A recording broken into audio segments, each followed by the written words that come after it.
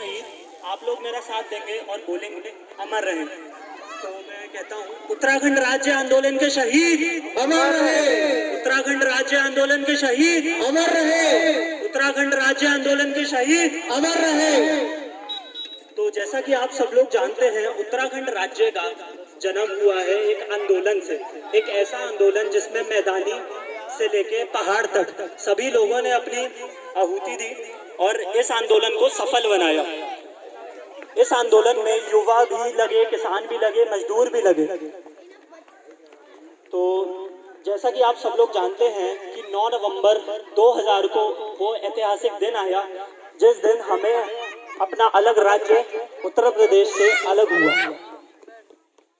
उत्तराखंड राज्य निर्माण को 20 साल हो चुके हैं और आप सब लोग जानते हैं जैसा कि 20 साल कम नहीं होते हैं किसी भी राज्य के विकसित होने के लिए।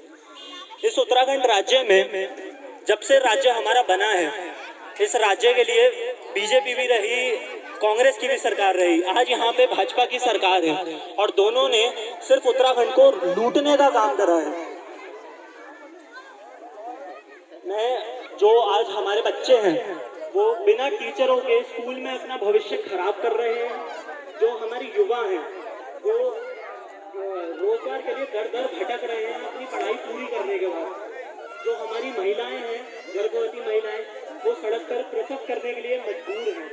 अगर गलती से कोई महिला किसी अस्पताल में पहुंच भी जाए, सरकारी अस्पताल में, तो जच्चा और बच्चा दोनों की मौत उत्तराखंड में ही एक आम बात है। तो मैं कुछ आपसे यहाँ पे प्रश्न पूछना चाहता हूँ।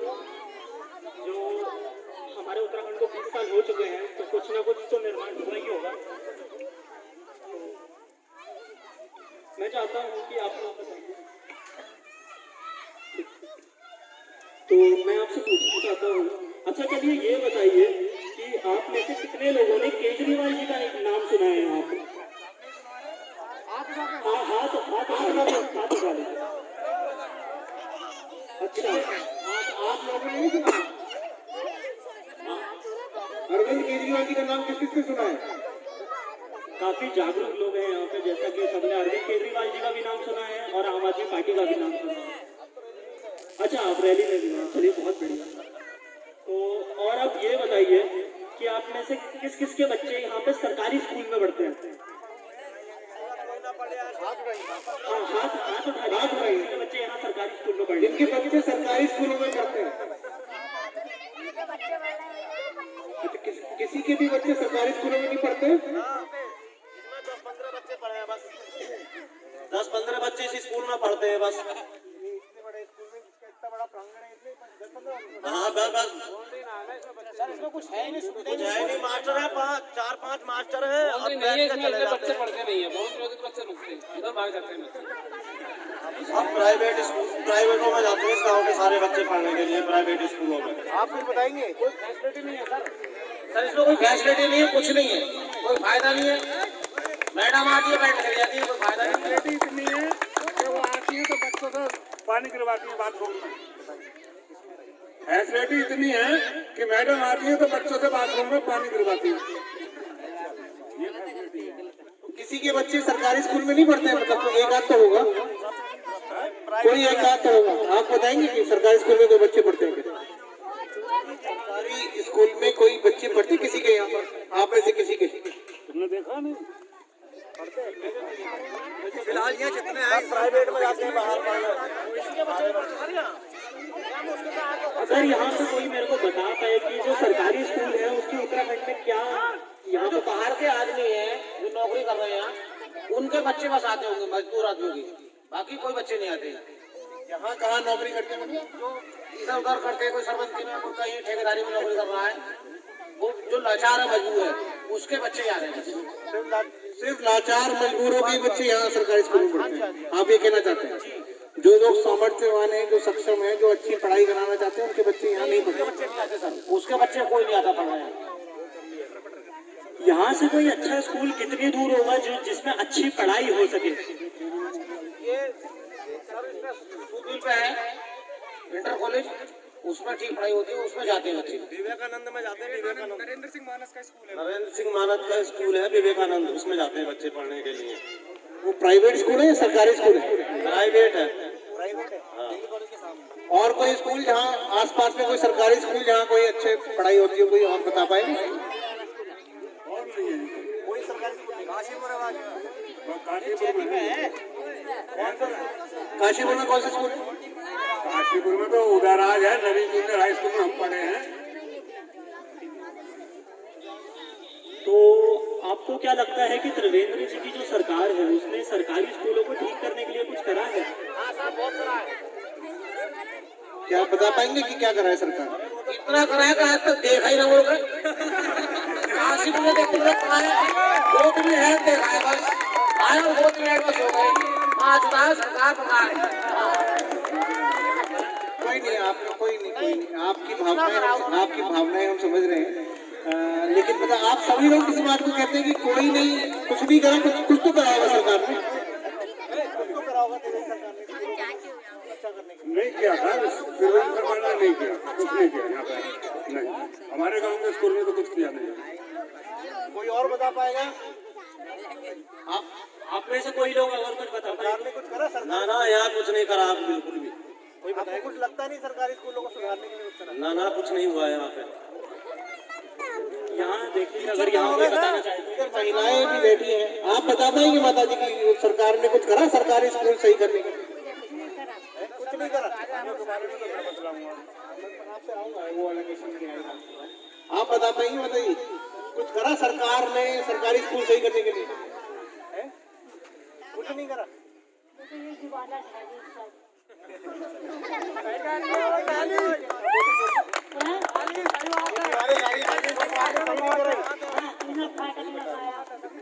फाटक भी नहीं है आपके वहाँ जाओ?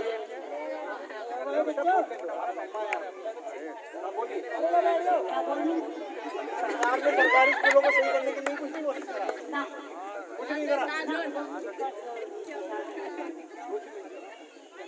कुछ नहीं करा भाई, ये मतलब सभी लोग एक ही बात कह रहे हैं। आप कुछ बता पाएंगे कुछ सरकार ने कुछ करा सरकारी स्कूलों को सही करने के लिए?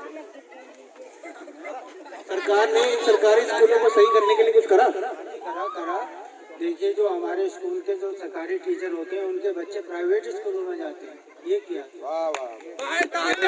सरकार ने बहुत बड़ा योगदान करा कि कैसे सरकारी स्कूल छोड़ के प्राइवेट स्कूल चले, सरकार ने वो योगदान दिया। अच्छा, उधर कोई बताना चाहता है? कोई बताएगा आप में से, सब युवक में से कोई बता पाए? आइए बताइए, घबराइए मत। केजरीवाल ने इतना करा है कि हर सरकारी स्कूल में झाड़ू मारने वाली में वो होती है माया, जो होती है वो त्रिवेंद्र सिंह ने इतना करा है कि आज जो बच्चे आते हैं वो झाड़ू मारते हैं। वो मैड में जब ठंड का माहौल है, मैम तापती हैं तो बच्चों से लकड़ी और कंडे मंगा खुद तापती हैं अंदर बैठ के। क्या बच्चों को हक नहीं है तापने का? और मतलब ही क्या है सर स्कूल में तापने का? पढ़ाने आ रहे हो? ये त्रिवेंद्र सरकार ने करा है आपके? त्रिवेंद्र सिंह सरकार ने कराई। जब ये एक क्लास, सर हमारी 2 क्लास है, इसमें पांच क्लास है, इसमें 2 क्लासों में 5 क्लास के बच्चे हैं। 2 कमरे 5 क्लास के बच्चे हैं। 5 क्लास के बच्चे हैं। 2 मैडम इधर, 2 मैडम उधर बैठ रहेंगी कोने में, बच्चे अपने आप पढ़ते रहेंगे। कोई इधर घूम रहा है, कोई इधर घूम रहा है। सर ऐसे थोड़ी है, केजरीवाल को लाना है हमें, ताली बजाओ भाई।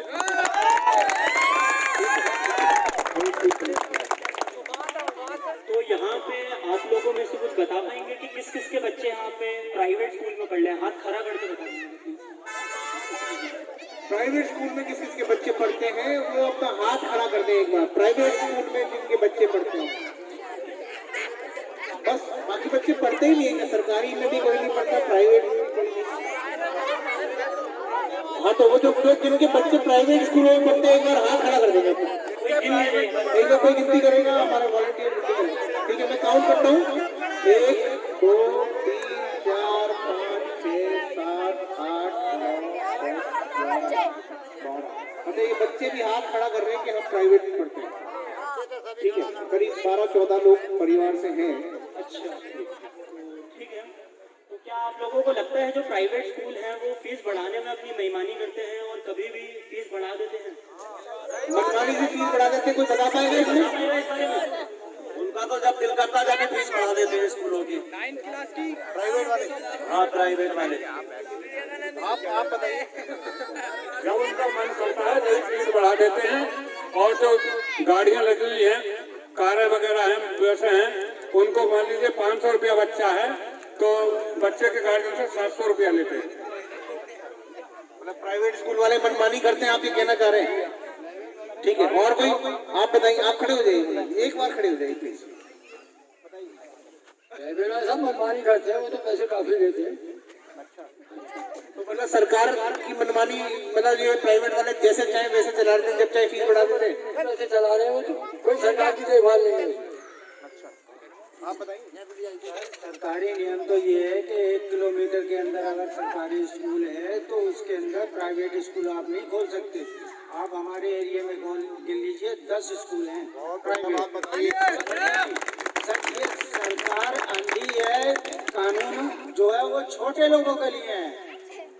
जहाँ भी होता हाथ बड़े आदमी का होता, छोटे आदमी का तो हाथ ही नहीं होता। समझ गए नहीं? कानून वगैरह जो है वो हम जैसों के लिए है। अगर अभी हम कुछ करते हैं, अरे तुम्हें कानून की जानकारी नहीं है, ये ऐसा है, चलान हो जाएगा, चलान हो जाएगा या कुछ भी हो जाएगा। जो सरकारी नियम है, आपको भी शायद मालूम होगा इस बारे में कि 1 किलोमीटर के अंदर अगर प्राइवेट स्कूल तभी खोला जा सकता है कि जब सरकारी स्कूल ना हो, नहीं तो नहीं खोल सकते आप। अब हमारे यहाँ पे आप लीजिए 10 स्कूल हैं ऑलरेडी प्राइवेट। सरकारी में कोई नहीं रहता, प्राइवेट में सब बच्चों को भेजते हैं। अब जब तक पढ़ाई नहीं होगी, आप जो है लेडीज मैडमों को बिठा दिया गया है, वो अपने स्वेटर बनने में, बच्चे के डायपर बदलने में व्यस्त है। हम भी सरकारी स्कूलों में पढ़े हैं, लाइए इंग्लिश मीडियम वाला कौन सा है, मेरे से बात करवाइए, मैं उससे बात करता हूँ। लेकिन जब से आपका कहने का मतलब आप तो 20 साल पहले पढ़े होंगे कम से कम।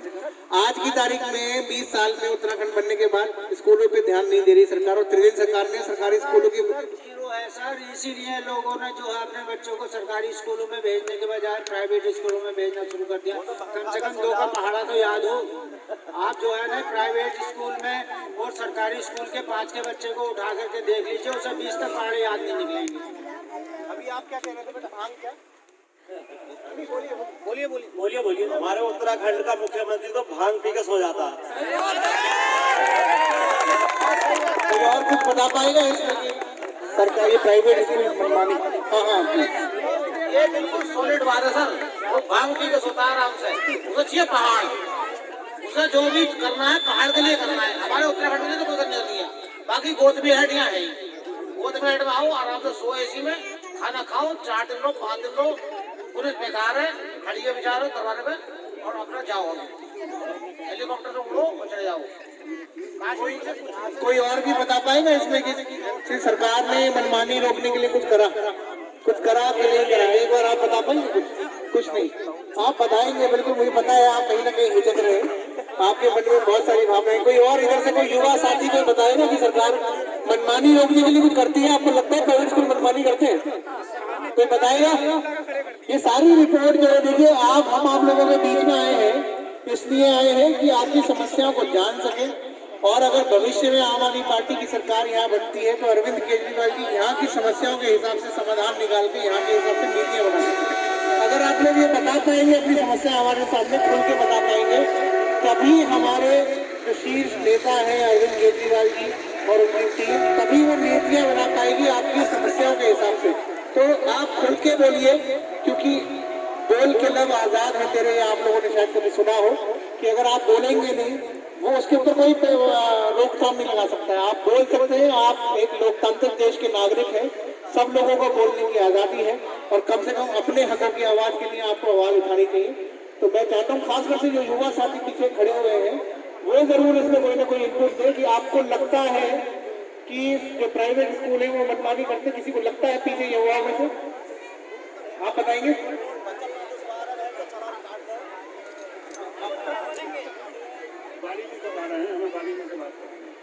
वो रोज आज वो दूसरी जगह पे ड्यूटी लगी है उनकी, वो उधर गए हुए हैं। आप बता सकते हैं हर चीज रिकॉर्ड होकर ना सिर्फ उनके पास जा रही है बल्कि अरविंद जी के पास तक जा रही है। के बारे में बिल्कुल हम आपकी कृषि के संबंधी भी सारी बातें करेंगे। एक एक करके हम आपके सारे मुद्दों को टच करेंगे, पर हम एक सीरीज के हिसाब से चलते हैं जिससे सब व्यवस्था बनी रहे। एक एक करके आपके सारी बातें होंगी।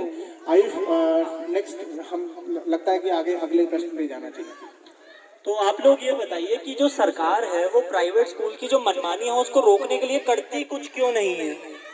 क्या आपको नहीं लगता कि जो प्राइवेट स्कूल है वो भी उनके कुछ रिश्तेदारों के हैं, कुछ उनके खुद के हैं? आपको ऐसा नहीं लगता? नेताओं के स्कूल है वो सब, सारे स्कूल नेताओं के हैं वो, और वो अपनी मनमानी करते हैं, फीस वसूलते हैं खूब दबा के। नरेंद्र सिंह मानस का है, नरेंद्र सिंह मानस है, भाजपा के नेता हैं। आप बैठ जाइए, बैठ के आराम से आप बोल दीजिए। मुक्ता सिंह है, वो कांग्रेस के नेता हैं। मेरे को लग रहा है कि काशीपुर में उनसे ज्यादा फीस तो किसी स्कूल की है ही नहीं, और शायद कोई, मुझे लग रहा है उनके स्कूल से निकल करके IAS या IPS आज तक बना हो। नहीं बना,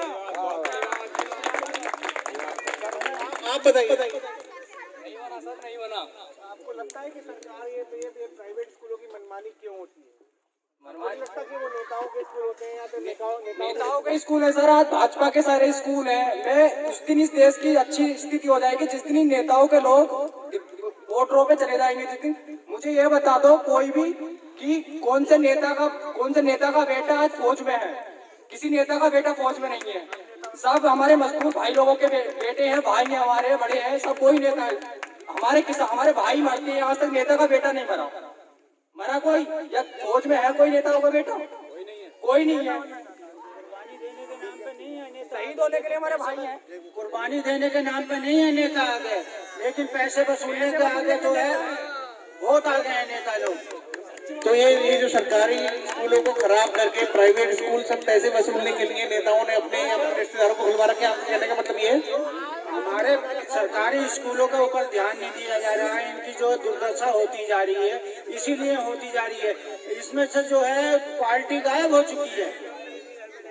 भाई आदमी किधर जाएगा क्वालिटी की तरफ, जब इसमें क्वालिटी नहीं है, पढ़ाई नहीं है। बच्चा सुबह जैसा आया, कॉपी किताबें शाम को वैसे ले गया। आप कुछ बोलिए।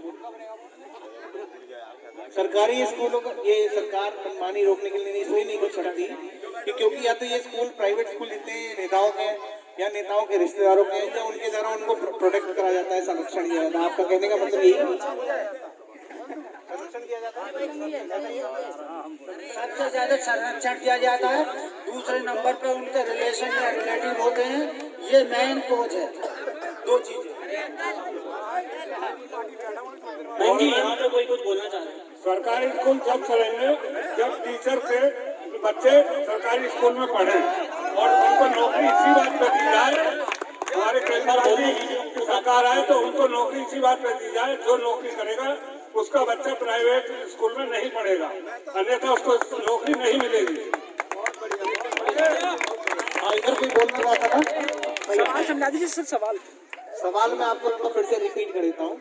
सवाल ये है कि आपको लगता है कि सरकार इसलिए प्राइवेट स्कूलों की मनमानी नहीं करती, रोकती, क्योंकि प्राइवेट स्कूल या तो नेताओं के खुद के हैं या उनके रिश्तेदारों के हैं, या जिनके हैं उनको नेताओं का संरक्षण प्राप्त होता है, उनको प्रोटेक्शन मिलता है?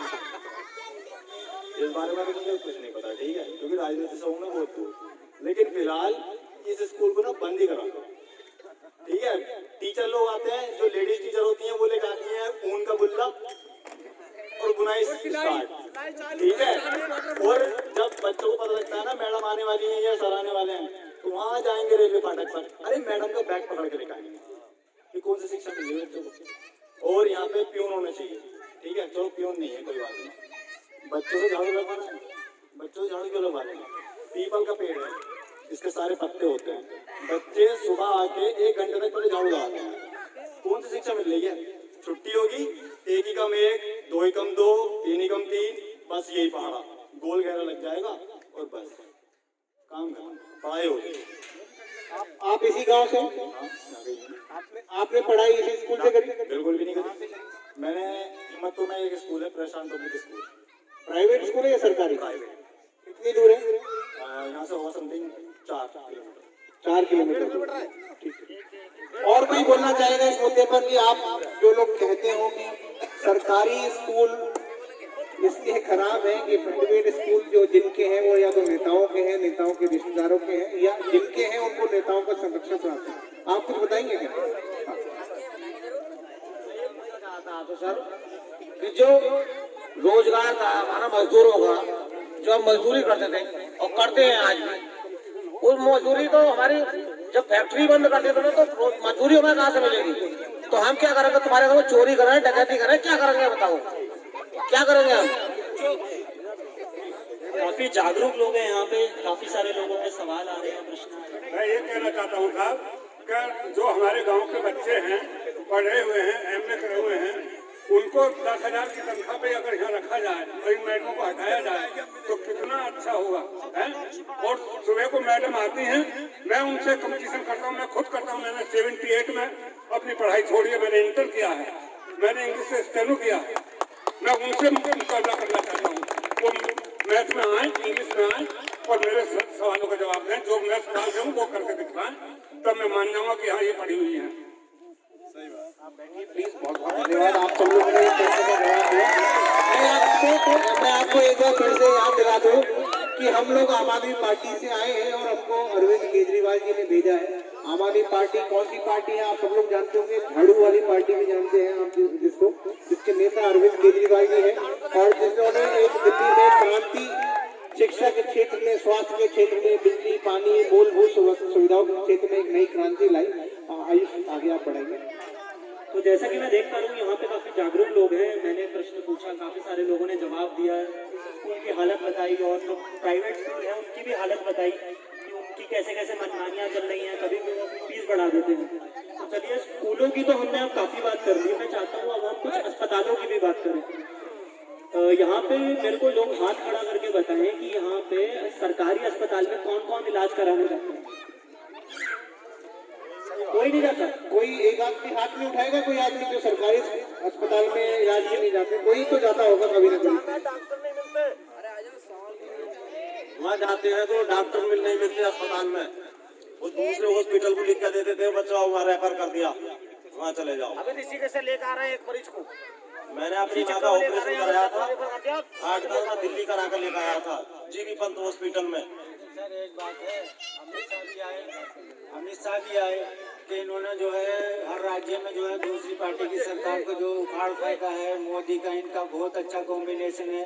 लेकिन सर दिल्ली में जो है अरविंद केजरीवाल को नहीं उखाड़ फेंका, ठीक है जी, उनकी दोबारा से पार्टी फिर सत्ता में आ गई।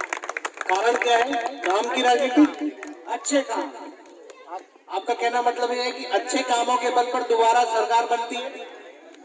हाँ जी, अच्छे कामों के बल पे दोबारा से सरकार बनती है। अगर आपने जो जनता से वादे किए हैं, ठीक है नहीं, अगर आपने 100 वादे किए हैं, अगर 50 वादे भी पूरे कर देंगे ना तो जनता आपको फिर से गद्दी पे बैठाएगी। होता क्या है, 100 वादे कर लिए उसमें से एक भी पूरा होता नहीं, ठीक है। जैसे किसको बिठाया दोबारा? अरविंद केजरीवाल बैठाया? हाँ जी।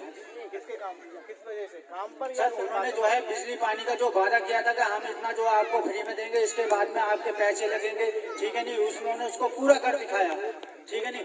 जो लेडीज काम करने के लिए जाती हैं उनका मेट्रो में पैसा नहीं लगेगा, ठीक है नहीं, उन्होंने उसको कर दिखाया। वादे नहीं किए हवा में, करके दिखाया। बहुत अच्छा, आप काफी जागरूक लोग हैं इस गाँव के और हमें पूरा विश्वास है इस व्यवस्था के परिवर्तन में। तो आप सबकी ये जागरूकता जरूर योगदान देगी। आयुष, नेक्स्ट क्वेश्चन है। मैं पूछना चाहता हूँ कि जो सरकारी अस्पताल है उनकी फिलहाल में क्या हालत है? कोई बता पाएगा कि सरकारी अस्पतालों के इस समय अगर आसपास कोई यहाँ प्राइमरी हेल्थ सेंटर हो, कम्युनिटी हेल्थ सेंटर हो या कोई और कोई अस्पताल हो, कोई बता पाएगा उनकी क्या हालत है? कोई बताएगा इसमें सरकारी अस्पतालों की क्या हालत? आप बता पाएंगे भैया? सरकारी अस्पताल कभी गए हो? गया तो हूँ, लेकिन कोई फैसिलिटी नहीं होती। मतलब कैसी फैसिलिटी नहीं होती? अभी मेरा एक फ्रेंड खत्म हुआ था 2019 में, अजरुद्दीन, तो उसकी डेड बॉडी थी यार, डेड बॉडी है, चाहे माना कुछ भी है, तो जो क्या हो रहा है वो स्ट्रेचर होता है, क्या होता है, तो वो टूटा फूटा, मजबूरी थी हमारी, हमने उस बेचारे को उस पर रखा। यार लाश है यार, कम से कम थोड़ी तो होना चाहिए ना, उसके लिए सहूलियत तो होनी चाहिए, सम्मान होना चाहिए। जिंदा आदमी का मतलब मरे हुए आदमी का सम्मान नहीं है तो जिंदा आदमी का सम्मान है। वहाँ पे हमारी आंखों से आंसू नहीं रुक रहे थे, डॉक्टर को बुला रहे थे, कह रहे कुछ बताओ, कुछ करो इसका, अगर पोस्टमार्टम भी होना है तो डेड हो गया था वो, कम से कम जुम्मे का दिन था, हमारी नमाज भी खत्म हो गई थी, ठीक है। जुम्मे का दिन हमारा ईद का दिन होता है, लेकिन उस दिन भी हमने नमाज ही नहीं पढ़ पाए थे, इसलिए वहाँ पे हॉस्पिटल में देर हो गई थी। उसका पोस्टमार्टम शाम के टाइम हुआ, कम से कम 6 बजे आया है वो बंदा अपने घर, सफेद कपड़े में लेकर। अगर टाइम से हो जाता, कम से कम दिन दीवाने उसका हम दफन कर देते, दफन तो कर देते उसका टाइम से, लेकिन ऐसा मरे हुए आदमी को करने को जिंदगी आदमी क्या करेगा। तो ये आपका तजुर्बा है सरकारी अस्पताल में। कोई और कोई बता पाएगा सरकारी अस्पतालों के क्या हालात हैं? कोई बोलेगा इसमें कि सरकारी अस्पताल जिनको आप जानते हो, किसी primary health centre, community health centre या कोई सामुदायिक ऐसा कोई अस्पताल जो सरकार चलाती है, उसके क्या हालात है? कोई बोल पाएगा इसमें? आप बोलेंगे? आप में से कोई बोल पाएगा इसमें? हमारे सरकारी अस्पताल का तो ये हाल है, लोग कहते हैं कि जो बिना पढ़े लिखे होते हैं, गंवार होते हैं, वो ज्यादा लड़ते हैं, और हमारे तो सरकारी अस्पताल के डॉक्टर ही आपस में लड़ते हैं। कभी गहलोत जी लड़ जाते हैं आपस में, कभी चौहान जी लड़ जाते हैं आपस में, कभी सरोई जी लड़ जाते हैं आपस में। उन्हें तो जो है अपने झगड़ों से फुर्सत नहीं है। जो है पेशेंट को तो तब देखेंगे ना। फिर दूसरे ये हो गया सिस्टम कॉन्टैक्ट का। ये किस बात के झगड़े होते हैं मतलब आपस में डॉक्टरों के?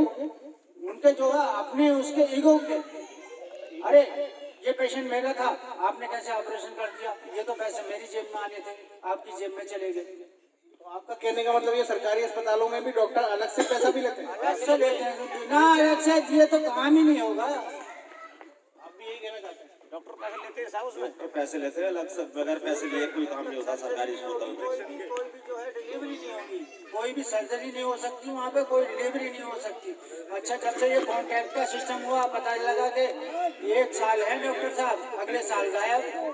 मुश्किल से जो है 3 या 4 डॉक्टर इस समय जो अस्पताल में हैं, वही अस्पताल को चला रहे हैं। अगर बच्चे को दिखाना है तो फिर प्राइवेट में जाना आदमी ने। तो ये हालात हैं आपके यहाँ सरकारी अस्पतालों के। कोई और कुछ बोलना चाहे माता जी, कुछ बोलना पाए? आप बता पाएंगे सरकारी अस्पताल कभी गई हैं आप कभी नहीं गई? कोई और सरकारी अस्पताल आप लोग जाते हैं, कोई तो बताइएगा प्लीज। कोई बोलेगा? क्या कह रहे हैं आप? सरकारी अस्पताल में एक्सरे मशीन, अल्ट्रासाउंड मशीन, ये सारी जब कराने जाते तो बोले खराब है, बाहर से करा के लेकर आओ। मतलब कोई टेस्टिंग, कोई एक्सरे, कोई और बाहर से करा के लेकर आओ, सब बाहर से करा के लाओ। बाहर से होती है और सब वो भी वहाँ से होंगी जहाँ से वो बताएंगे, वो भी वहाँ से होगी जहाँ से वो बताएंगे। ये नहीं कि तुम कहीं से करा लो, जहाँ से वो बताएंगे कि उसकी दुकान से करा के लाओ, वहाँ से होगी वो, उसका ही पास होगा ना, तो तुम्हारा पास नहीं होगा। कमीशन होता है उनका, डॉक्टरों का, उन डॉक्टरों का कमीशन होता है बाहर कराने, रिपोर्टें बाहर कराने के लिए उनका कमीशन होता है, उन्हें डॉक्टरों को कमीशन मिलता है। ठीक है, हम आगे बढ़ सकते हैं शायद।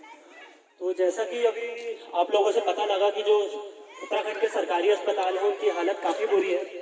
मेरे बड़े भाई ने अभी बताया कि उनका कोई दोस्त मर गया तो उसकी लाश तक की उनको कदर नहीं है, जो कि एक बेसिक ह्यूमन राइट है, right to death with dignity. तो हमारे सरकारी अस्पताल में उस तक की कोई कदर नहीं है। तो इस बात से हम अंदाज़ा लगा सकते हैं कि जो हमारे सरकारी अस्पताल होंगे उनकी क्या स्थिति है। मैं एक बात कहना चाहूँगा कि सब लोग अपने यहाँ पे बात रखें, कि आपको मंच मिला है, आप अपनी बात रख सकते हैं यहाँ पे बेझिझक। तो मैं पूछना चाहता हूँ एक सवाल कि त्रिवेंद्र सिंह रावत ने सरकारी अस्पताल को ठीक करने के लिए कुछ करा है क्या? कुछ बता पाएंगे आप ऐसे कि क्या सरकार ने, त्रिवेंद्र सरकार ने इन अस्पतालों के हालत सुधारने के लिए कुछ करा? कुछ नहीं करा सरकार ने अस्पतालों के लिए, कोई सुधार नहीं है अस्पतालों के अंदर। परमानेंट डॉक्टर होंगे तभी तो इलाज मिलेगा ना, अब कॉन्ट्रैक्ट में थोड़ी ना इलाज मिलेगा। अगर उसका कॉन्ट्रैक्ट रिन्यूअल नहीं हुआ तो डॉक्टर छोड़ करके चला जाता है। अब डॉक्टरों की भर्ती होगी, रखा जाएगा, परमानेंट डॉक्टर होगा तभी तो उस बारे में इलाज मिलेगा आदमी को। अब इन्होंने क्या कर दिया, हर चीज कॉन्ट्रैक्ट पे, हर चीज कॉन्ट्रैक्ट पे। आप सब लोग बड़े जागरूक हैं, मैं आपकी बातों को बहुत गहनता से समझ पा रहा हूँ। डॉक्टर तो सरकारी अस्पताल के हैं, लेकिन अपना क्लिनिक अलग खोल रखा, उन्होंने अपना हॉस्पिटल अलग खोल रखा, वहाँ बैठ के इलाज करते हैं। सरकारी अस्पताल में हाजिरी लगाई और अपने क्लिनिक पे बैठते हैं, वो जाके वहाँ इलाज करते हैं मरीजों का। ऐसी ही बात है, सब लोग इस बात से राजी हैं। ये बिल्कुल कोई इसमें कोई बड़ा चढ़ा के तो नहीं बता रहा मैं। एक बार जो इस बात से राजी है जरा एक बार हाथ उठा पाएंगे सब? ये कोई झूठ बात तो नहीं हो रही? ऐसा तो नहीं कोई एक दो आदमी अपने अपना अपना कुछ बयान दे दे रहे हो गलत सलत, और आप लोग जो है कि आपके साथ ऐसा ना बताओ। ये सही बात है? जो लोग बता रहे हैं ये सही बात है, एक बार जोर से बोलिए सही बात है। ठीक है। तो आप लोग बता पाएंगे कि यहाँ से कोई भी सरकारी अस्पताल कितनी दूरी पे है? कोई भी अच्छा अस्पताल जहाँ पे सही इलाज हो? कौन बता रहा था अभी कितनी दूरी पर है? करीब 7 किलोमीटर दूर है यहाँ से काशीपुर में सरकारी हॉस्पिटल। ऐसा अस्पताल जहाँ पे आपको उम्मीद हो कि अगर किसी आड़े वक्त अगर हम अपने मरीज को ले जाएं, कोई बीमार हो रहा है तो जहाँ उसकी जान बच जाए, ऐसा अस्पताल 7 किलोमीटर दूर है। आप बता रहे हैं जान बचेगी नहीं, जान 7 किलोमीटर दूर है वो अस्पताल। जान बच जाएगी नहीं बचेगी जान वहाँ भी, जब तक प्राइवेट में नहीं लेके जाएंगे तो। वहाँ से रेफर कर दिया जाते तो इसी उम्मीद से वहाँ से रेफर कर दिया जाता है दूसरी जगह। यहाँ इस चीज का डॉक्टर नहीं है, ब्लड नहीं है, ये नहीं है, वो नहीं है, इसे दूसरी जगह ले जाओ। और वहाँ पे जो है दूसरी जगह ले जाने वाले बाहर तैनात होते ही है, बोले आओ जी हमारी एम्बुलेंस में डालो और चलो। वहाँ एम्बुलेंस तैयार मिलती है जी फ्री में, पैसों में? अरे सर फिर तो वहाँ से निकले नहीं और पैसे का जो मीटर घुमा नहीं। एम्बुलेंस के भी पैसे, अस्पताल के भी पैसे और आने जाने के भी पैसे। अरे 2-2.5 लाख रुपए में निकले हमारी काशीपुर के अंदर। आप कुछ बता पाएंगे भैया इस बारे में? कुछ कोई और कोई बता, आप बोला जी आप बताएंगे कुछ? बताइए बताइए, बिल्कुल आप बताइए।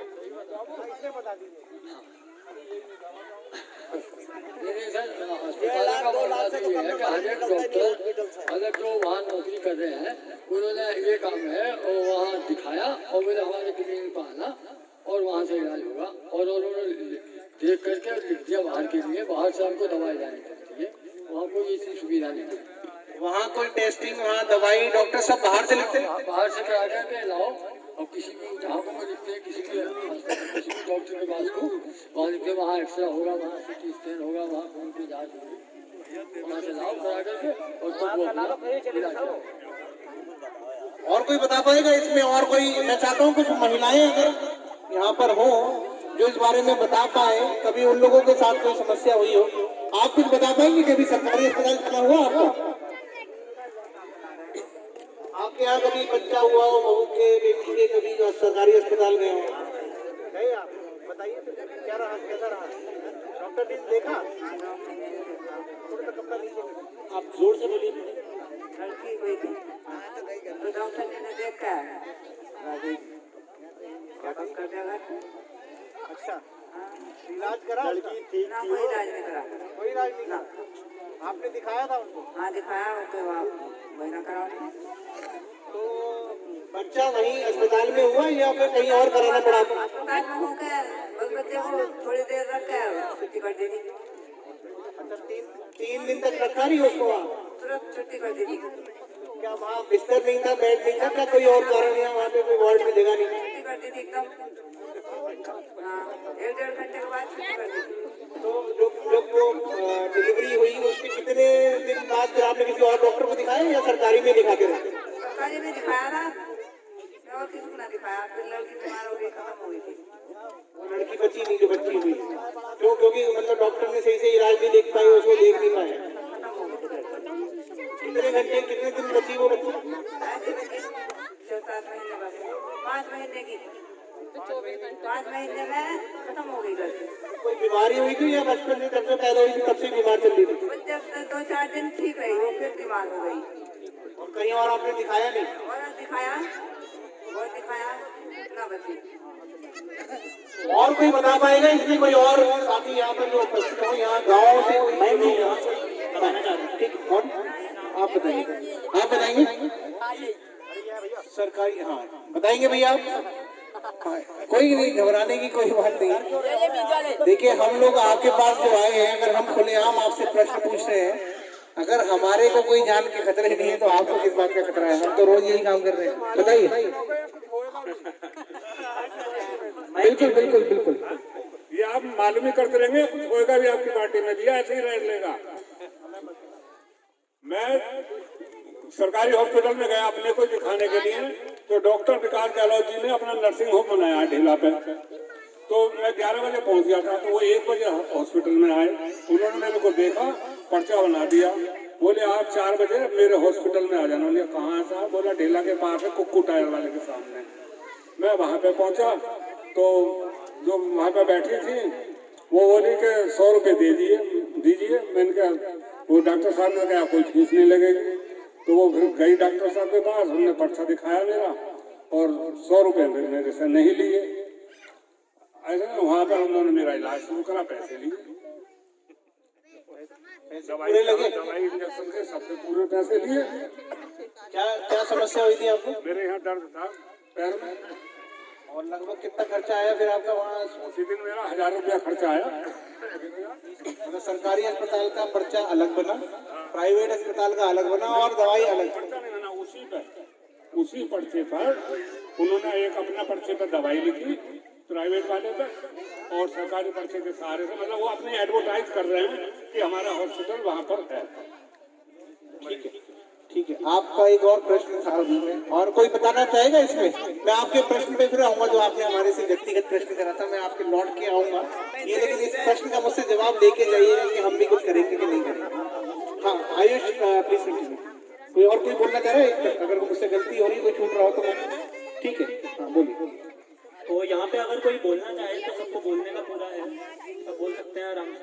मैं पूछना चाहता हूँ यहाँ पे कोई है जो प्राइवेट अस्पताल में अपना इलाज करवाने जाता है? प्राइवेट अस्पताल में जो लोग इलाज करवाने जाते हैं वो हाथ उठाइए, हाथ। जो लोग प्राइवेट अस्पतालों में इलाज कराते हैं, अच्छा यहाँ ज्यादा लोग बीमारी नहीं पड़ते हैं मुझे लगता है, सही बात। चलिए सब प्राइवेट में कराते हैं, सरकारी में कोई नहीं कराता, सब प्राइवेट में कराते। प्राइवेट ही कराते हैं, सरकारी में जब होती ही नहीं, सुनवाई नहीं होती तो सब प्राइवेट में। ठीक है, ठीक है। आप भी बोलना चाह रहे हैं? हाँ आप बोल रहे हैं कुछ? हाँ। मैं अपने बच्चे का प्राइवेट में इलाज कराता हूँ।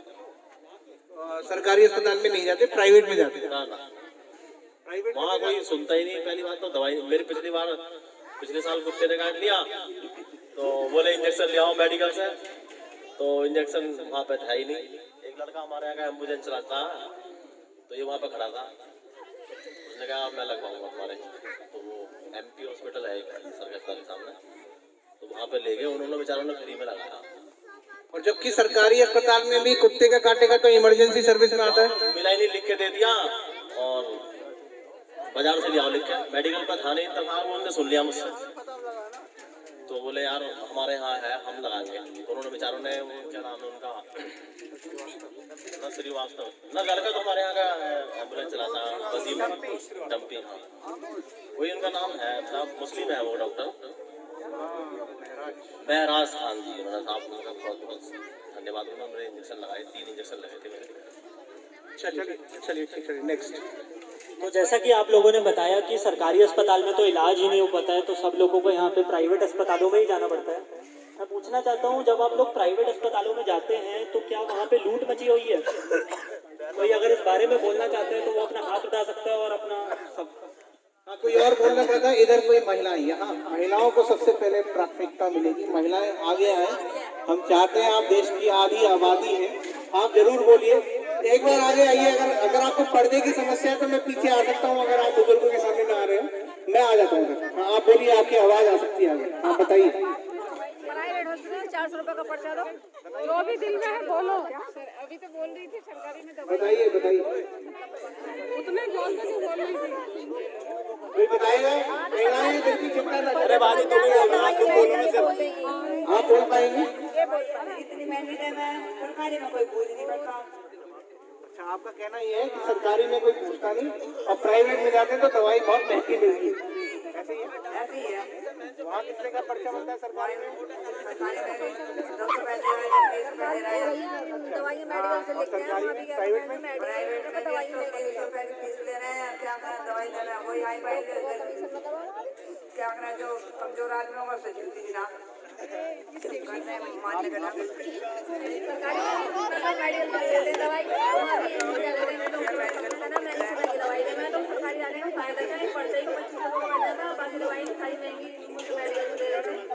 आपका कहने का मतलब ये है कि सरकारी में जाओ भी तो बस 25 रुपए का पर्चा जरूर करना बन रहा है, वरना दवाई बाहर से लेनी है, टेस्टिंग बाहर ही करानी है, एक्सरे बाहर ही होगा, सीटी स्कैन MRI सब बाहर ही होगा।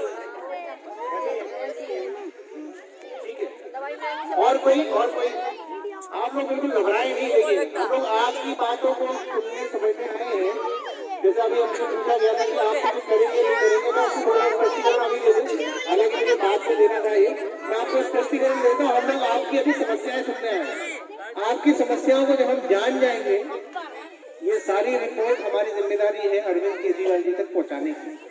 और यहाँ के लोगों की जो समस्याएं हैं, कृष्णाल गांधी के लोगों की जो समस्याएं हैं, इन समस्याओं कृष्णाल गोसाई के लोगों की जो समस्याएं हैं, ये समस्याओं को कंपाइलेशन करके पहुंचाना अरविंद केजरीवाल की हमारी जिम्मेदारी है।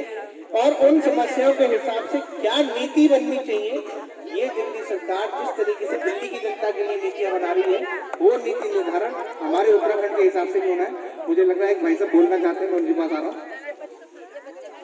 ये कह रहा हूँ जो समस्याएं बताएंगे उसके समाधान होगा नहीं होगा। ये पार्टी जिसको हम आम आदमी पार्टी के रूप से जानते हैं, अरविंद केजरीवाल जी की जो पार्टी है, झाड़ू वाली जो पार्टी है, इसका काम सिर्फ समस्याओं को ढूंढना नहीं है, इसका मुख्य काम है समाधानों पर बात करना। आज हम आपसे समस्याएं पूछ रहे हैं, जब हम आप लोग हमको एक मौका देंगे, हम उन समाधानों की बात करेंगे, आपसे ही समाधान पूछेंगे, और नहीं तो हमारे पास जो समाधान है हम उन समाधानों को लेकर आपके बीच में आएंगे। मैं ये कहना चाह रहा हूँ कि जो डिलीवरी केस होता है, जो डॉक्टर सरकारी हॉस्पिटल में करती हैं, तो निःशुल्क लिखा हुआ है वहाँ कि निःशुल्क है, कोई पैसा ले तो बताओ। वहाँ डाक करनिया आशाओं से 2,500-3 हज़ार रुपये लेती हैं, तब जन्म प्रमाण पत्र बना के देती हैं। ऐसा है, मैं साबित कर दूंगा। मतलब आपका तजुर्बा है ऐसा, ही आपने कहीं सुना है? मैंने खुद दिए हैं। मतलब आपके घर कोई बच्चा हुआ तब आपने ऐसा दिया पैसा? कई ने दिए हैं ऐसे, एक ने थोड़ी दिए हैं। लड़की होती है तो 2,500-3 हज़ार लेते हैं, लड़का होता है तो 5,000 रुपये। लड़की और लड़के के भी फर्क है? डॉक्टर नहीं लेती हूँ, आशाओं से लेकर ले लेती हूँ, आशाओं से लिखवाती हूँ। तो आशा कहाँ से देती है? बहुत से डिलीवरी वालों से लेती हूँ, जच्चा से, जच्चा के घर वालों से। बात है ये। तो इस सबसे पहले तो इस बात का जो है इसे रोक करो। जब निःशुल्क है तो निःशुल्क होना चाहिए ना। मतलब आपका कहना ये है, आप एक तरीके से ये बात बता रहे हैं कि वहाँ पर तो निःशुल्क लिखा हुआ है, लेकिन वहाँ सब जगह पैसे के बिना कुछ चलता नहीं। बिल्कुल नहीं चलता। जी हाँ, ऐसा ही है। ठीक है, और कोई साथी बता पाएगा इस बारे में कुछ? और पीछे से कुछ लोग बोल नहीं रहे तो चलिए ठीक है, आइए। ये बच्चे तो हमारे देश का भविष्य है, बच्चों को जरूर सुनेंगे। कुछ बोलेंगे आप, बताएंगे आप स्कूल के बारे में? हाँ बताइए। आप अभी स्कूल जाते हैं? स्कूल जाती हैं आप? कहाँ पर जाती हैं? इस वाले स्कूल में? ये आपका स्कूल है? अरे वाह, आप बताइए। हमारी मैम हमसे पीने में हाथ वो टॉयलेट में हाथ डलवाती हैं। किस लिए बेटा? सफाई करवाने। सफाई कराने? पन्नी बांध के या ऐसे ही? पन्नी बांध के। अच्छा, आप लोग जब सफाई करते हो तो आप मना नहीं करते मैम से? करते हैं। तो क्या कहती है मैम? मारती हैं।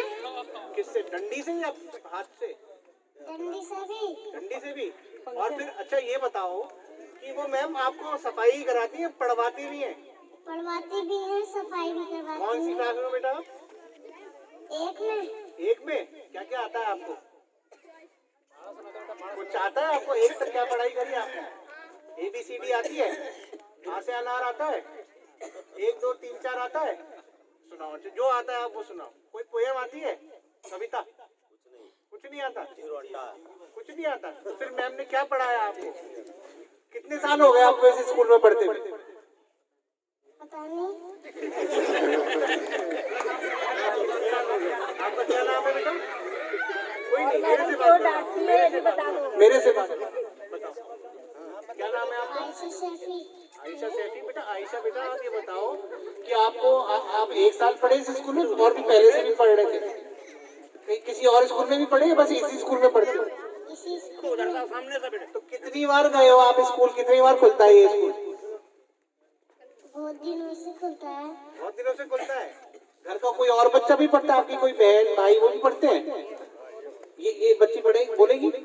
हाँ बताओ बेटा। सर ये इसकी सहेली को पंखे पे लटका के मारा।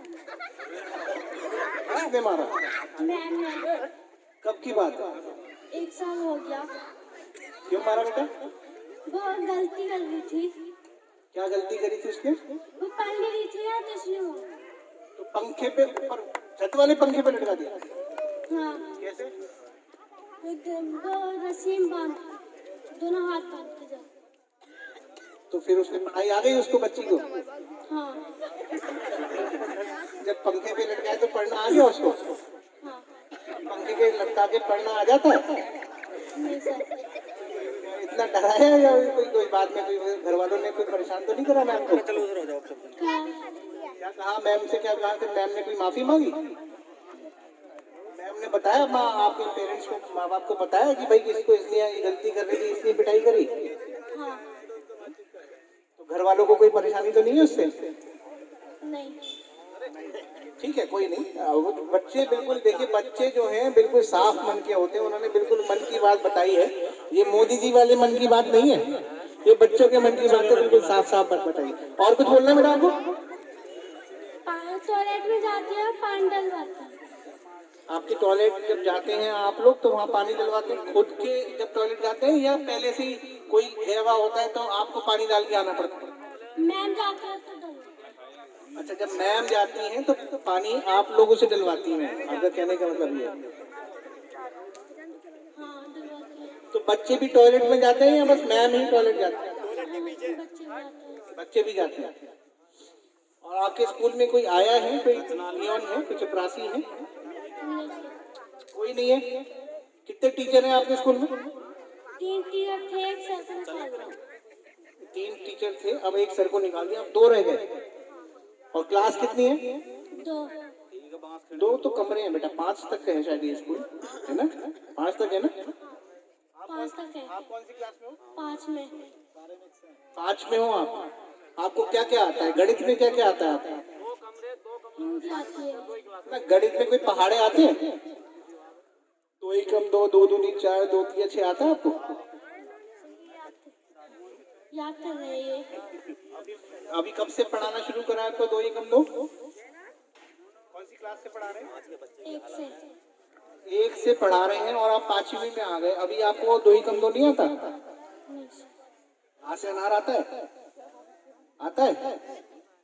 ABCD आता है? ABCD आता है? सुनो।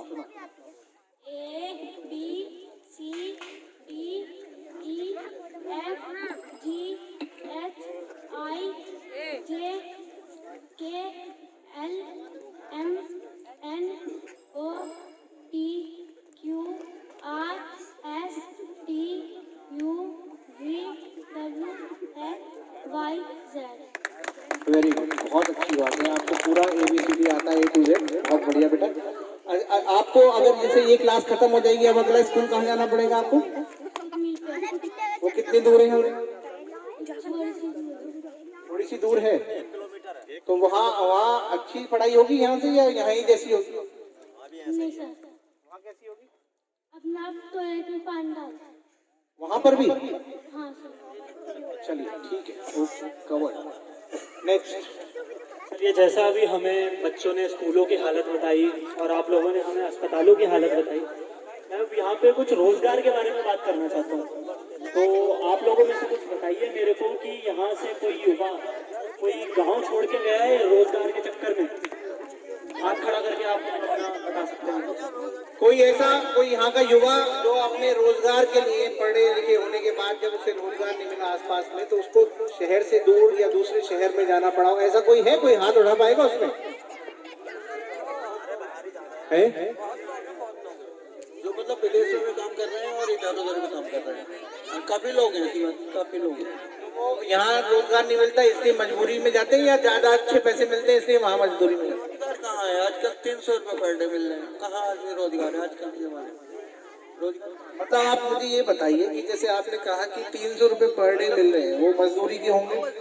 एक तरह की मजदूरी है, उसमें कोई रोजगार यहाँ कोई मतलब फैक्ट्री वालों कोई नहीं है, सब ऐसी फैक्ट्री 12 मतलब घंटे की ड्यूटी लगा रहे हैं और 300 रुपये दे रहे हैं, कोई क्या फायदा है। तो आपको मतलब लगता है कि मजदूरी बहुत कम है और मजदूरी 8 घंटे से भी ज्यादा कराई जाती है लेकिन मजदूरी नहीं देते पूरी, बहुत कम है, बहुत कम है मजदूरी तो बहुत कम। 300 रुपए की रोज नहीं है ना, लग गई किसी की लग गई ना, तो वापस आना पड़ता है, मंडी से भी खाली लौट के आ जाते हैं लोग। और कोई बता पाएगा इसमें ये रोजगार ना मिलने के कारण जिनको यहाँ कचनाल गोसाई से छोड़ के दूसरे किसी दूर गांव दूर शहर में जाना पड़ा हो, कोई और को बता पाएगा यहाँ पर? और कोई बताएगा? सब जगह तो सर ठेकेदारी प्रथा है, यहाँ के भी लड़के जितने भी काम करते हैं उसमें से 99% वो ठेकेदारी प्रथा में ही काम करते हैं, बाहर भी जाते हैं तो ठेकेदारी प्रथा में ही काम करते हैं। पता नहीं कितने लड़के जो है ग्रेजुएशन करने के बाद भी उनका नंबर नहीं आ पा रहा है किसी भी नौकरी में कहीं भी। अच्छा, हमारी गवर्नमेंट तो जो है उत्तराखंड गवर्नमेंट तो नौकरी निकाल ही नहीं रही है। अच्छा, वो पुलिस वगैरह की नौकरी निकालती भी है तो उसमें हिल साइड के पहले से ही पैक हो जाते हैं। हमारा जो है इधर का जो प्लेन का है वो नंबर आता ही नहीं। तो ठेकेदारी में क्या है, कोई 300 रुपये दिखाता है, कोई 350 रुपये दिखाता है, किसी का 10 दिन काम चलता है, किसी का 15 दिन काम चलता है, बस उसी से चल रहा है। ठीक है, और कोई इस रोजगार वाले मुद्दे पर बता पाएगा? ये पीछे युवा खड़े हैं, क्या आप लोग कभी फौज के लिए पुलिस के लिए कभी तैयारी कर रहे थे? आप लोग यह कर रहे हैं? कोई बता पाएगा आप लोग से कभी पुलिस में जाना चाहता हो तो? कोई है जो पुलिस के लिए कभी तैयारी करी हो? बहुत लोगों की बड़ी इच्छा होती है वो भर्ती में जाएंगे पुलिस की, कोई है? कोई बहुत लोग हैं, मैं देखता हूँ यहाँ पर भी, मैं कई बार निकला हूँ डिग्री कॉलेज की तरफ से, सुबह को वहाँ से दौड़ते हुए मेरे को लोग दिखे। कोई बताएंगे आप पुलिस की भर्ती के लिए कभी तैयारी करी आपने? कहाँ की तैयारी करी आपने? आर्मी की करी आर्मी के लिए। सर मैं आपके सारे सवालों का जवाब एक ही दूंगा। अभी सर आपको ही पता होगा एबीपी गंगा ने सर्वे किया था, ठीक है? तो जो हमारे जो मुख्यमंत्री हैं वो नंबर 1 पे आए हैं, त्रिवेंद्र सिंह रावत नंबर 1 पे आए नीचे से। अब आपको पता ही है, अब मैं पूछने का आपने सारी बात का निचोड़ ही निकाला कि क्योंकि हमारे मुख्यमंत्री नंबर 1 पे आए, वो भी नीचे से। काम करने वाले मुख्यमंत्री की जो लिस्ट बनी उसमें हमारे मुख्यमंत्री को नंबर 1 मिला, नंबर 1 स्थान, लेकिन अच्छा नीचे से मिला। आपका कहने का मतलब तो इसका मतलब ये है कि यानी कि वाकई में कुछ काम नहीं करते हैं। ऐसे ही है, सब लोग राजी है इस बात से? हाँ, एक और देखो, आपने बोला पुलिस की तैयारी करते हो आप। सर तैयारी जब करेंगे जब किसी चीज की हमें वैकेंसी निकलेगी, इसके पावर कहाँ निकलेगी, तब पता है पुलिस की वैकेंसी नहीं आनी, वो आनी है तो सर वो अभी हेड कांस्टेबल का प्रमोशन कर रहे हैं सर, नीचे वाले बंदों को मौका नहीं दे रहे हैं।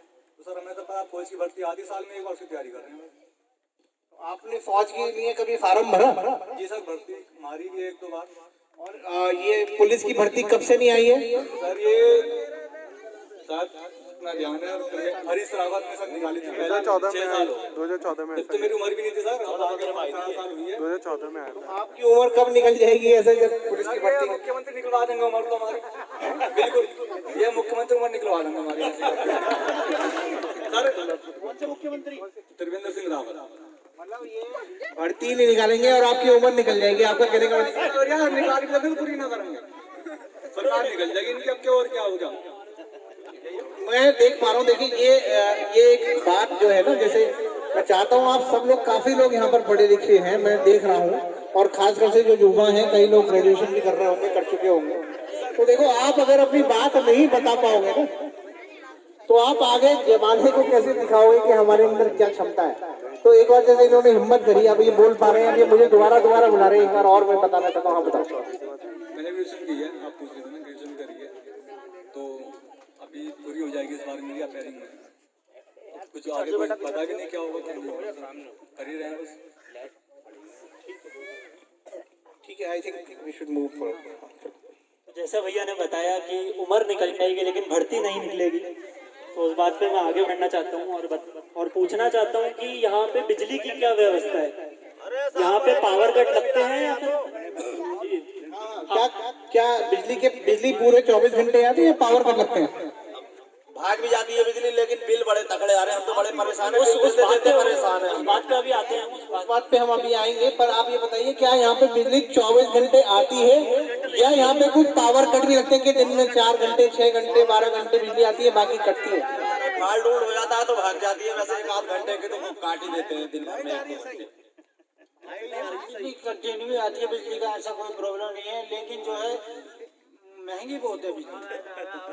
मतलब आपका कहना यहाँ के लोगों का ये है कि यहाँ बिजली तो आती है 1 आध 2 घंटा भले ही ना आए, लेकिन बिजली बड़ी महंगी है और कट लगते हैं। तो कट कितने लगते हैं यहाँ लगभग, कोई बता पाए कितने घंटे के कट लगते हैं? कम से कम 2 घंटे तो इस टाइम लग जाता है।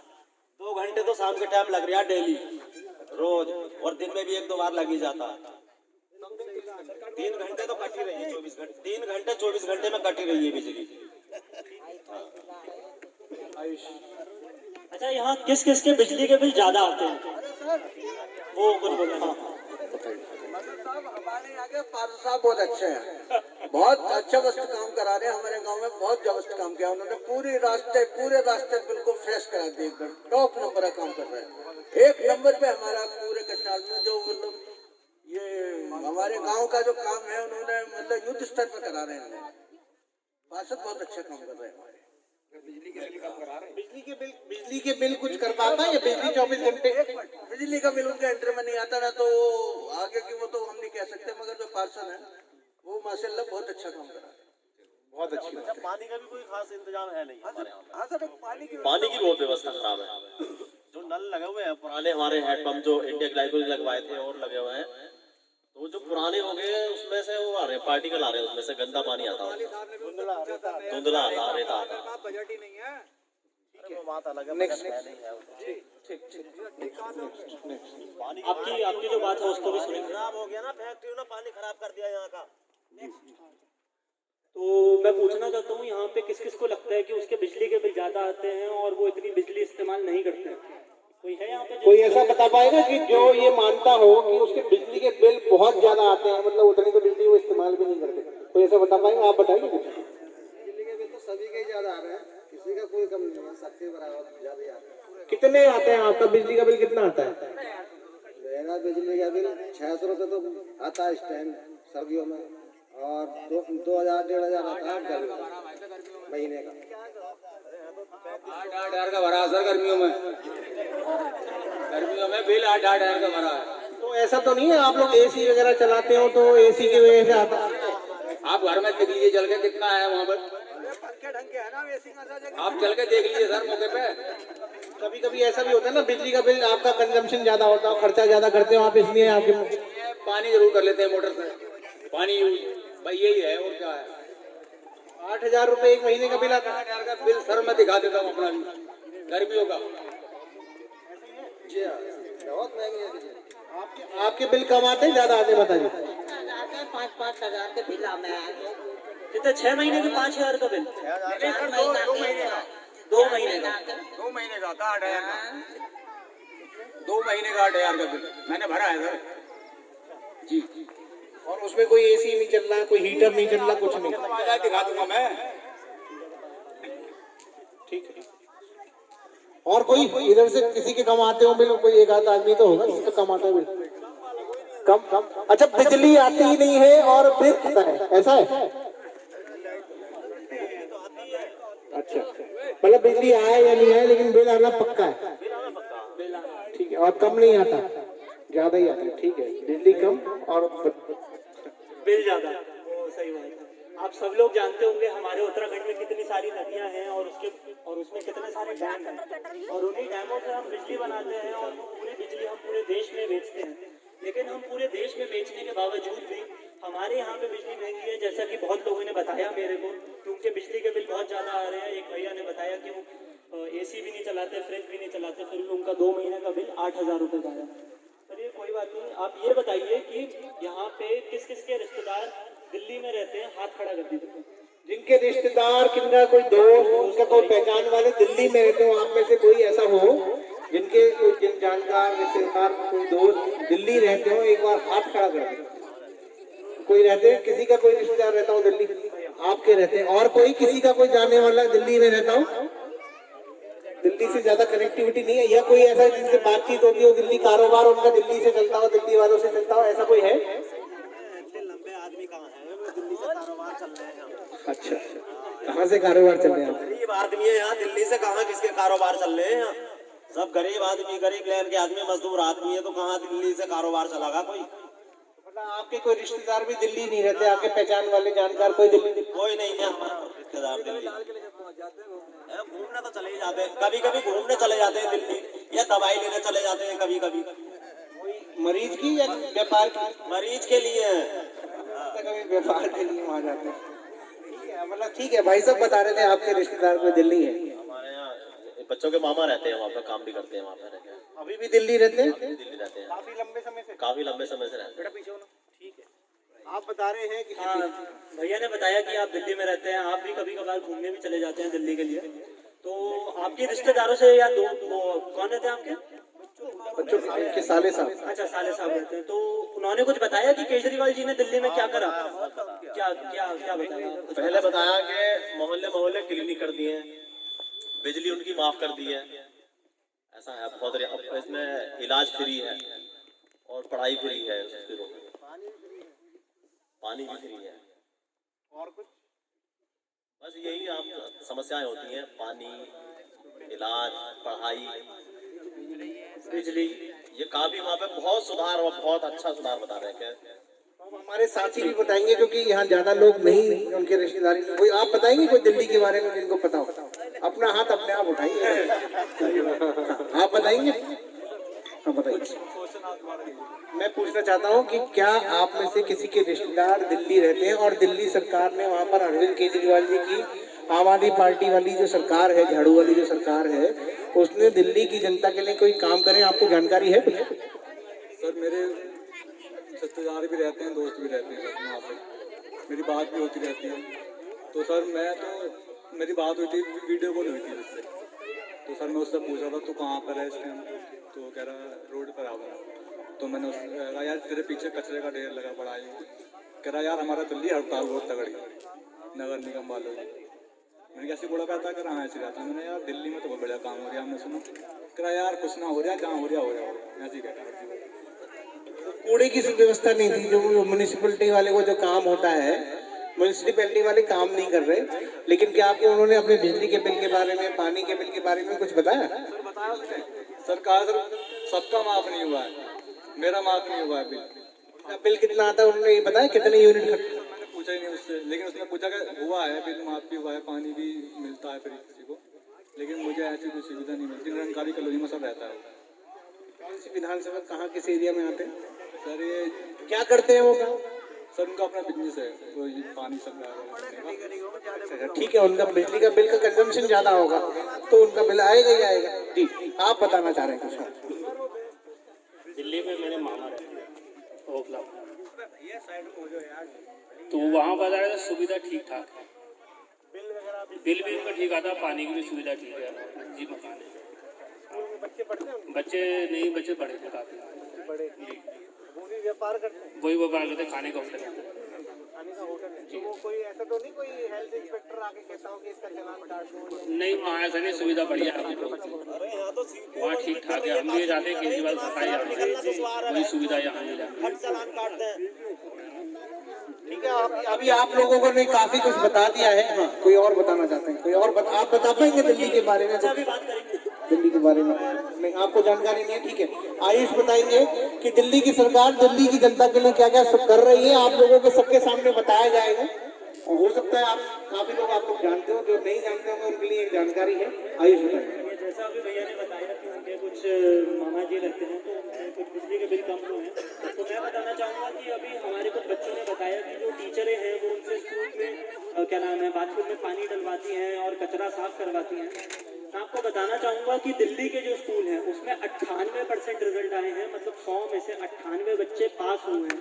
ऐसा भारत में पहली बार हुआ है कि किसी सरकारी स्कूल के रिजल्ट 98% आए हैं। दिल्ली में 24 घंटे बिजली आती है, जिसमें से आपकी 200 यूनिट जो बिजली है वो फ्री होती है, और 200 यूनिट अगर आप उत्तराखंड के बिजली की कॉस्टिंग निकालेंगे तो लगभग 1000 रुपये के आसपास की पड़ती है। एक चीज और है, किसी ने यहाँ पे डोर स्टेप डिलीवरी का नाम सुना है क्या? कोई हो तो? किसी ने सुना है दिल्ली सरकार की door step delivery of services scheme? किसी ने नहीं सुना? तो मैं आयुष आप बताइए कि door step delivery of services क्या होता है? तो दिल्ली की जो door step delivery of services है उसका ये है कि जैसे आप लोगों को यहाँ पे कुछ अपना आधार कार्ड बनवाना होता है, कभी अपना राशन कार्ड बनवाना होता है, कभी अपना जन्म प्रमाण पत्र बनवाना होता है, कभी जाति प्रमाण पत्र बनवाना होता है, तो उसको आपके लिए अधिकारियों के लिए, तहसील के लिए बहुत चक्कर काटने पड़ जाते हैं और उसके बावजूद भी आपका वो काम नहीं हो पाता है। उसमें आपके काफ़ी पैसे भी खर्च हो जाते हैं, लेकिन फिर भी आपको संतुष्टि नहीं मिलती है और आपका काम भी नहीं हो पाता। आजकल राशन कार्ड ऑनलाइन। अरे साहब यहाँ तो राशन कार्डों में यूनिटी कार्ड दिए, राशन ना दे रही वो कोटे वाली। राशन जिसके 4-5 यूनिट है तो उसका एक ही यूनिट है, किसी के 2 कर दिए, सबके यूनिट उड़ा दिए। सारे नए राशन कार्ड बन गए ना छोटे वाले, तो सबके नाम काट दिए। किसी का जैसे 7 यूनिट है तो उसके 2 कर दिए, किसी के 4 है तो उसका 1 कर दिया, और जो वो राशन लेने गए तो राशन नहीं दिया बोले।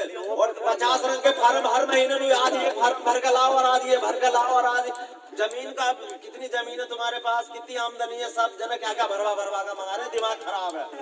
मतलब लाइनों में लगा रखा है, लाइन में लगा दिया बिल्कुल। हर महीने 10-15 फोटो कॉपी जमा करनी है कोटे पे ले जाकर। 4 बार कोटे से सामान भी मिलता है, नहीं मिलता है? सामान तो मिलता है, लेकिन अब ये यूनिट खत्म कर दिए लोगों के। सर वो आजकल ऑनलाइन हो रहा है, मिलता है, और ये जो दाल वाल जो होते हैं ये मिलती है। अगर कोई नहीं मिलेगा तो जबरदस्ती दी जाती है। अगर घर में 1 किलो ऑलरेडी पहले से भी है, अगर वहाँ पे वही दाल दी जा रही है तो आपने लेनी है, नहीं तो बाकी चीज आपको नहीं मिलेगी। दालें खराब भेजे हैं कोटे पे, बिल्कुल सड़ी हुई, जो जिसका कोई खावे नहीं दे।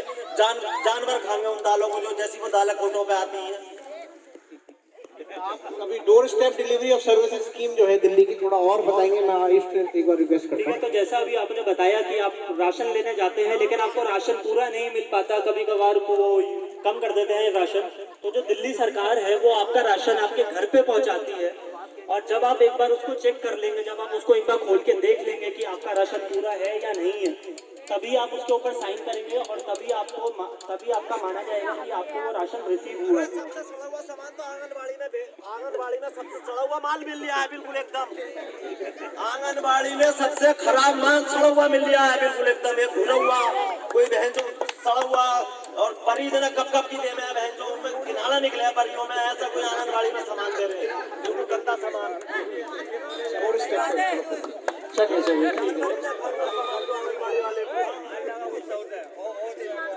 हाँ, तो जैसा कि आप लोगों ने बताया कि आपके जाति प्रमाण पत्र और कुछ नहीं बन पाता, तो उसके लिए भी दिल्ली सरकार ने जो काम करा है कि आप एक नंबर डायल करें 1076।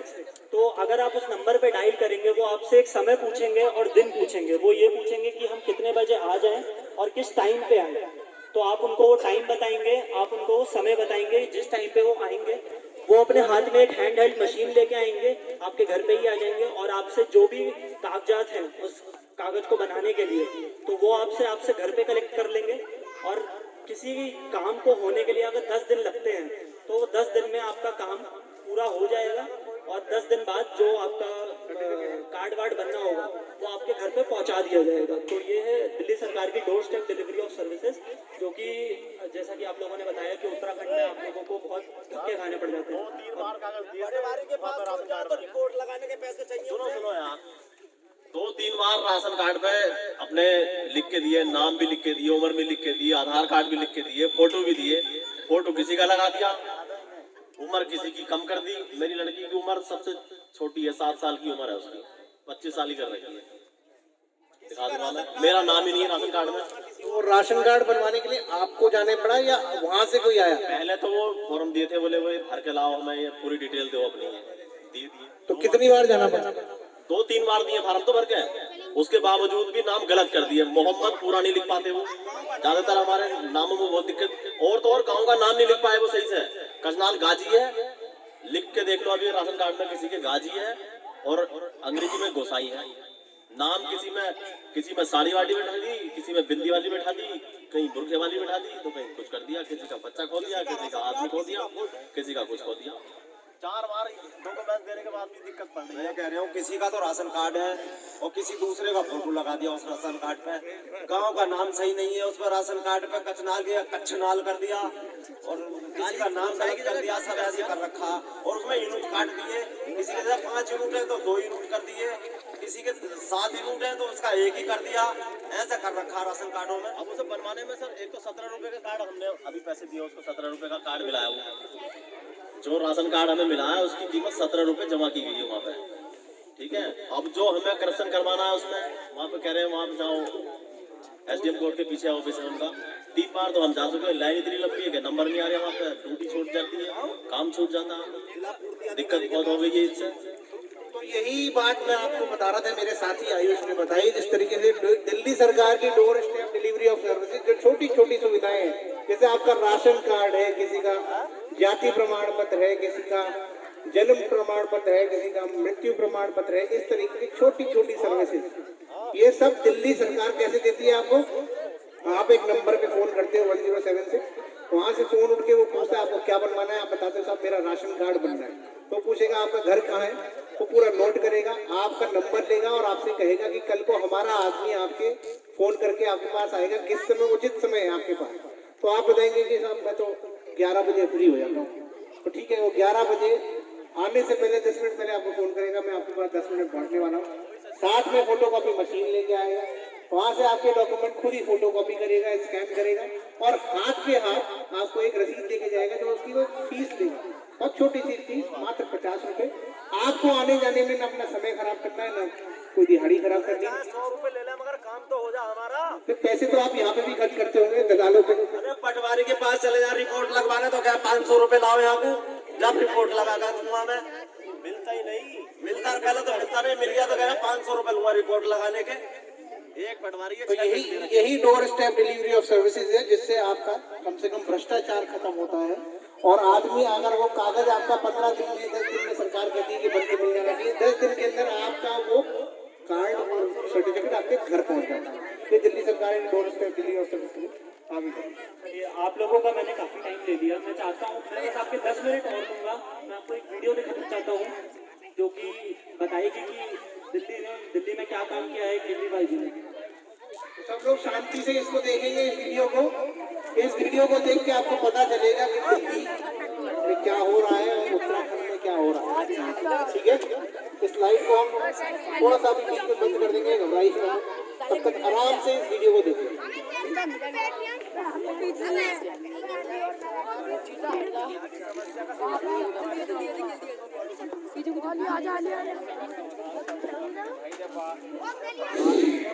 सरकार में फर्क होता है, सरकारों की नीयत में फर्क होता है और सरकार की नीयत का असर पड़ता है जनता पर। ये वही अंतर है जो दिल्ली और उत्तराखंड के बीच आज दिख रहा है। जहां दिल्ली हर दिन तरक्की की नई ऊंचाई छू रही है, उत्तराखंड की परेशानियां दिन ब दिन बढ़ रही है।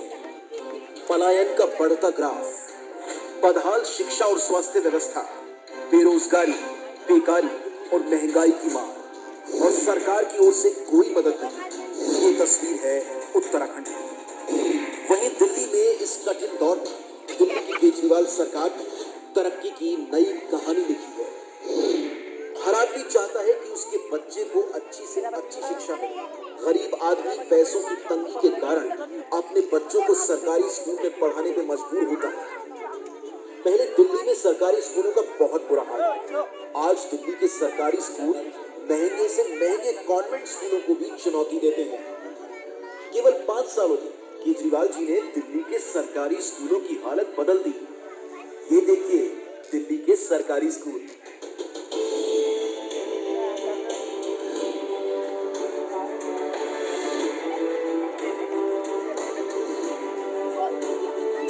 और ये देखिए उत्तराखंड के सरकारी स्कूल।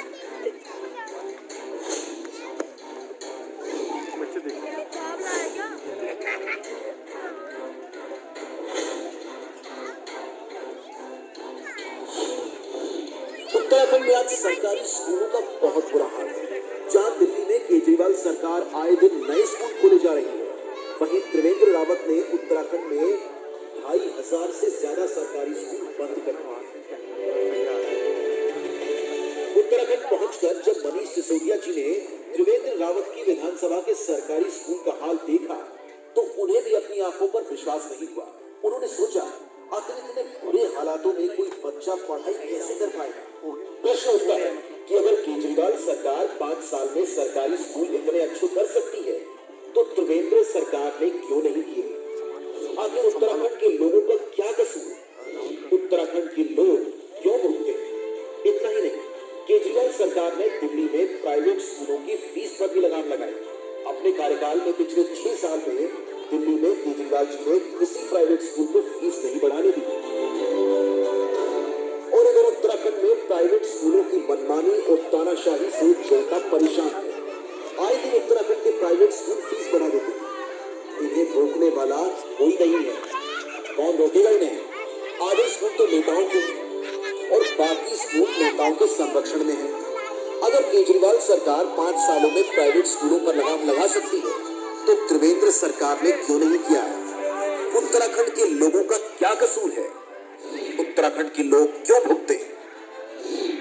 पहले दिल्ली में सरकारी अस्पतालों की हालत बहुत खराब थी। दवाइयां मिलती नहीं थी, टेस्ट होते नहीं थे, डॉक्टर आते नहीं थे। लेकिन 5 सालों में केजरीवाल सरकार ने दिल्ली के सरकारी अस्पतालों को शानदार कर दिया। आज दिल्ली के सरकारी अस्पतालों में प्राइवेट अस्पतालों से भी बेहतर इलाज होता है। हर गली के अंदर केजरीवाल जी ने मोहल्ला क्लिनिक खोल दिए हैं। पूरी दिल्ली में ढेरों मोहल्ला क्लिनिक हैं।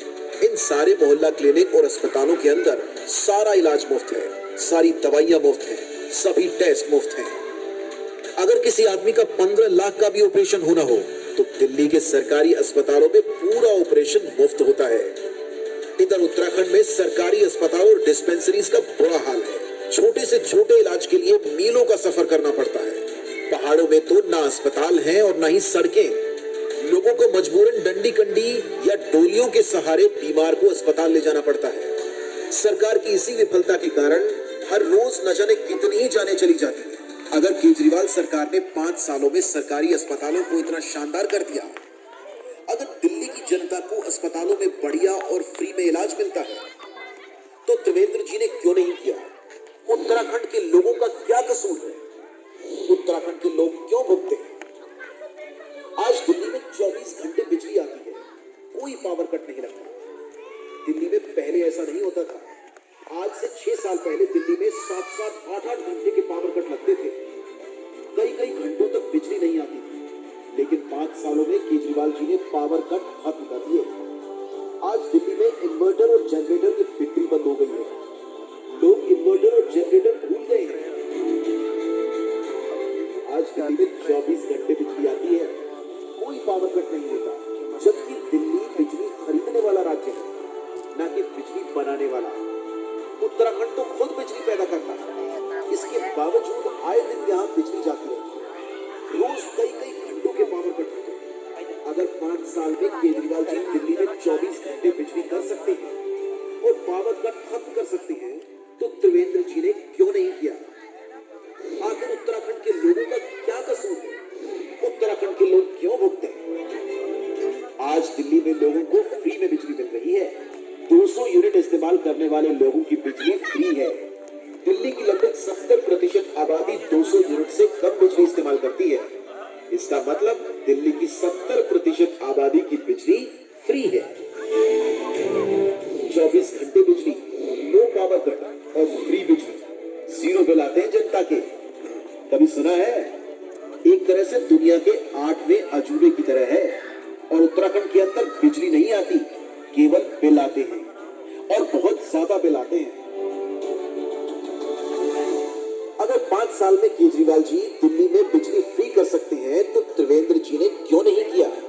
उत्तराखंड के लोग क्यों भुगते हैं। आखिर उत्तराखंड के लोगों का क्या कसूर है। आज अगर दिल्ली में आपको किसी भी सरकारी विभाग में कोई भी काम करवाना है, मान लीजिए जाति प्रमाण पत्र बनवाना है, राशन कार्ड बनवाना है या ड्राइविंग लाइसेंस बनवाना है, किसी भी तरह का कोई भी काम करवाना है तो अब आपको दिल्ली में सरकारी दफ्तर जाने की जरूरत नहीं है, लाइनों में लगने की जरूरत नहीं है। आपको किसी दलाल को पैसे देने की भी जरूरत नहीं है, किसी बाबू की जेब गर्म करने की जरूरत नहीं है। सरकार ने एक फोन नंबर दिया है 1076। इस नंबर पर आप कॉल कीजिए और फोन पर बताइए कि आपको क्या काम है। दिल्ली सरकार का कोई अफसर आपके घर आएगा और आपके घर आकर आपका सारा काम करके जाएगा। आपका राशन कार्ड आपके घर बना कर देकर जाएगा, आपका जाति प्रमाण पत्र आपके घर बनाकर देकर जाएगा। वो अपने साथ फोटोस्टेट की मशीन लेकर आएगा, स्कैनर लेकर आएगा। आपको कहीं जाने की जरूरत नहीं है, लाइनों में लगने की जरूरत नहीं है, दफ्तर से छुट्टी लेने की जरूरत नहीं है। वहीं अगर आप उत्तराखंड का हाल देखें तो लोग पहाड़ों की लंबी चढ़ाई करने के बाद सरकारी दफ्तरों तक पहुंचते हैं और इतनी कठिनाई सहने के बाद भी उनका कोई काम नहीं हो पाता। क्यों दिल्ली की तरह उत्तराखंड में सरकार लोगों के घरों तक नहीं पहुंच पाई? अगर केजरीवाल जी 5 साल में ये करिश्मा कर सकते हैं तो त्रिवेंद्र जी ने 5 साल में क्या किया? आखिर उत्तराखंड के लोग क्यों भुगते हैं? उत्तराखंड के लोगों का क्या कसूर है? आज उत्तराखंड में आए दिन महिलाओं के साथ गलत काम हो रहे हैं। उत्तराखंड में हमारी बेटी जब कॉलेज के लिए निकलती है तो दिल धक धक करता है, पता नहीं घर वापस सही सलामत लौटेगी या नहीं। आए दिन अखबारों के सारे पन्ने अपराध से भरे रहते हैं, लूटमार हत्याएं आम हो गई हैं।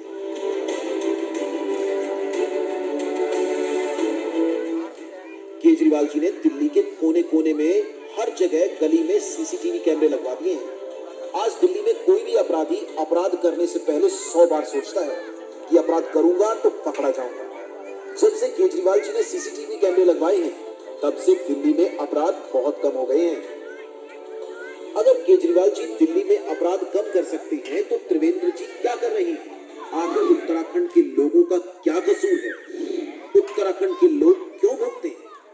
दिल्ली का रहने वाला कोई सैनिक बॉर्डर पर शहीद हो जाता है या दिल्ली पुलिस का कोई जवान अपनी ड्यूटी पर काम करते करते शहीद हो जाता है तो केजरीवाल जी उनके परिवार को 1 करोड़ रुपए की सम्मान राशि देते हैं।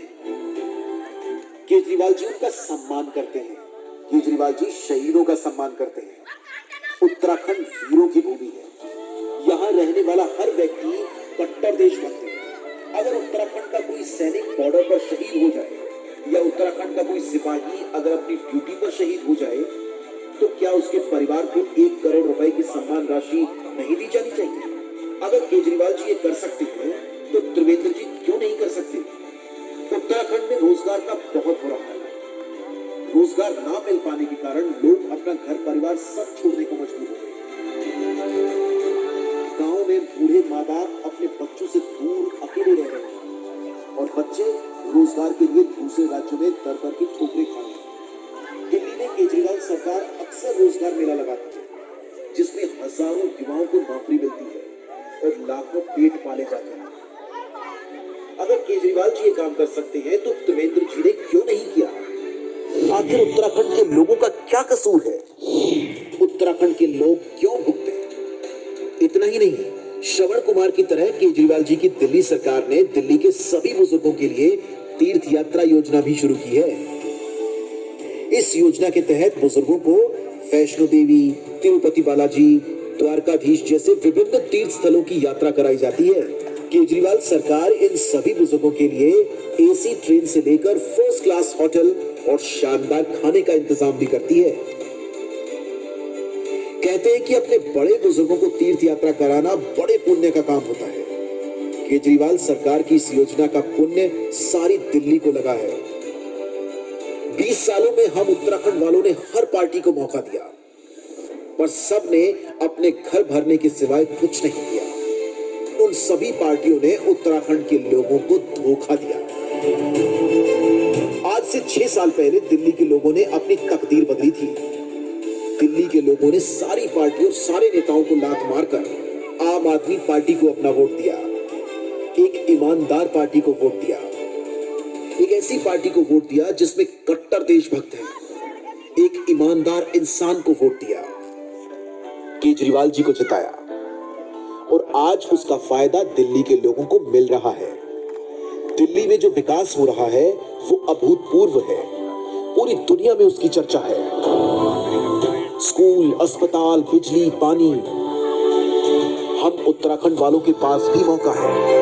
हम लोग भी अपनी तकदीर बदल सकते हैं। चाबी हमारे हाथ में है। या तो हम अपनी पुरानी पार्टियों के चक्कर में पड़े रहें, लेकिन अगर हमें अपने परिवार का भविष्य बदलना है, अपने देश का भविष्य बदलना है, तो उत्तराखंड का भविष्य बदलना है, तो केवल और केवल एक ही पार्टी है जो आज उत्तराखंड का भविष्य बदल सकती है। एक ही पार्टी है जो शहीदों के सपनों का उत्तराखंड बना सकती है। आम आदमी पार्टी। सारे मिल जाओ, सारे जने मिलकर एक बार आम आदमी पार्टी को जिताओ। एक बार आम आदमी पार्टी को जिताने के बाद आप लोग सारी पार्टियों को भूल जाओगे, जैसे इंडिया के लोग सारी पार्टियों को भूल गए।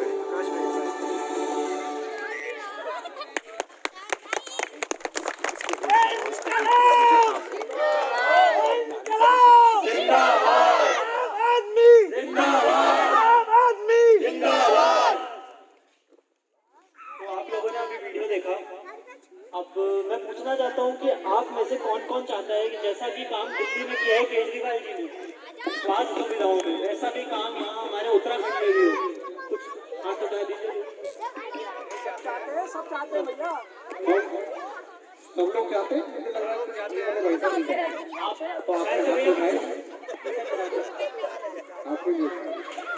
और कोई जो नहीं चाहता, कोई ऐसा करिए। आप बहुत ही आपने उठाया हाथ, आप नहीं चाहते यहाँ पे भी ऐसा काम होना। हाँ तो हाँ हाथ उठाए, हाथ तो हाथ उठाए। जब इतनी परेशानी झेल ली तो थोड़ी देर हाथ भी उठाओ। परेशान हो जाएगी। पीछे शायद वो लोग नहीं चाहते, ये बच्चे नहीं चाहते कि इनके स्कूल सुधरे। नहीं चाहते कि आप लोग, तो फिर हाथ क्यों नहीं उठा रहे? दोनों हाथ खड़े कर यार, जवान लोग हो तुम लोग, खड़े खड़े ऊपर। सब लोग चाहते हैं ना कि जैसे जैसे दिल्ली के स्कूलों का कायाकल्प हुआ, उत्तराखंड के स्कूलों का भी कायाकल्प होना चाहिए। सही होना चाहिए, बिल्कुल सही है। बहुत अच्छा, आपने सहयोग दिया, चलिए बहुत बढ़िया। अच्छा, आप में से कौन कौन चाहता है कि जैसे दिल्ली में सबको रोजगार मिल रहे हैं, वैसे उत्तराखंड में भी सबके पास रोजगार हो, सब अपना काम करें और सब अच्छे से जिए? कौन कौन चाहते हैं? सब चाहते हैं, सब चाहते हैं दिल्ली की तरह रोजगार उत्तराखंड में भी मिलना चाहिए। एक बार हाँ भी भर दो, एक बार हाँ ठीक है, हाँ बोल दीजिए जोर से।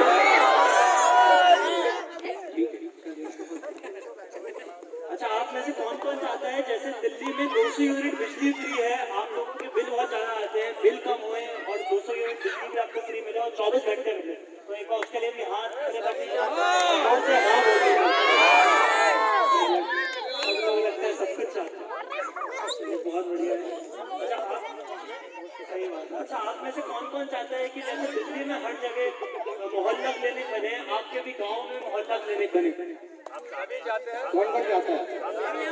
अच्छा इलाज हो, फ्री में, सस्ते में आपका इलाज हो, आप लोग स्वस्थ रहे, सब लोग चाहते हैं। जो लोग स्वस्थ हैं एक बार हाथ तो खड़ा करें।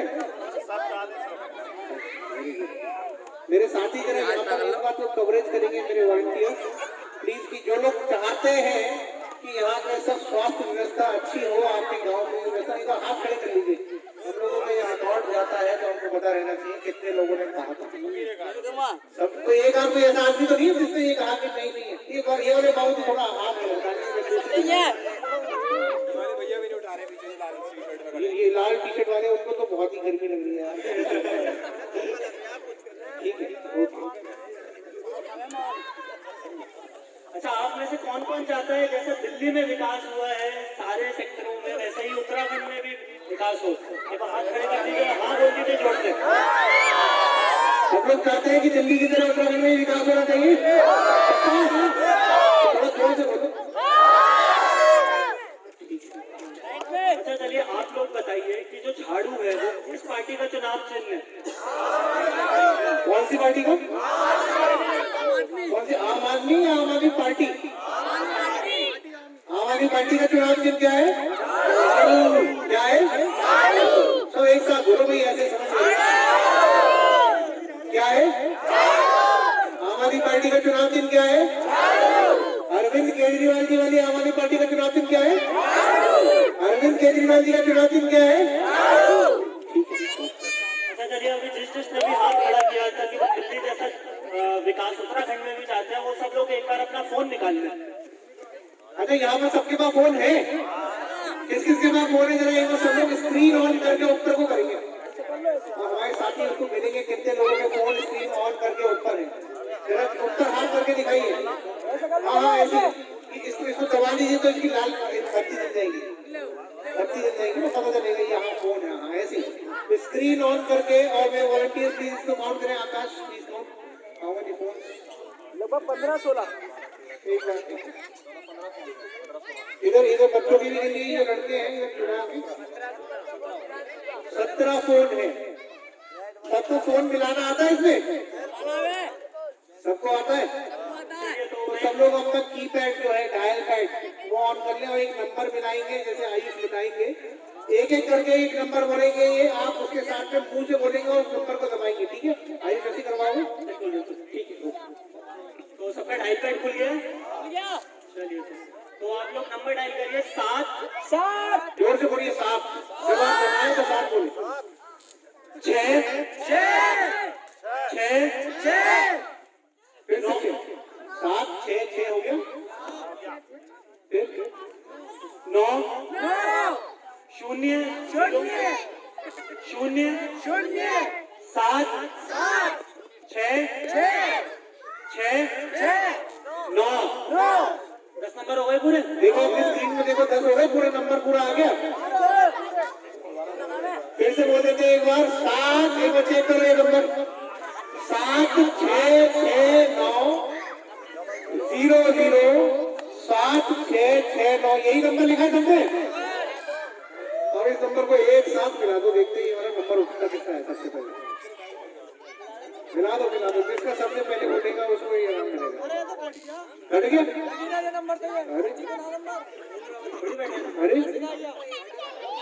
अरे मैसेज आया क्या आपके पास? हाँ यही तो आना ना, ये मैसेज जो है अरविंद केजरीवाल जी ने भेजा है। आपने अपना जो नंबर मिला है अरविंद केजरीवाल जी का नंबर था, कि वहां से एक मैसेज भेजा है कि वो अभी मैं व्यस्त हूँ। आप जब तक ये जो मैसेज भेजा है सब लोगों के जो फोन है उसमें इंटरनेट ऑन है, अभी डेटा ऑन कर रखा है सबने अपना सबका? अच्छा कितने लोगों के पास लिंक आया है वो?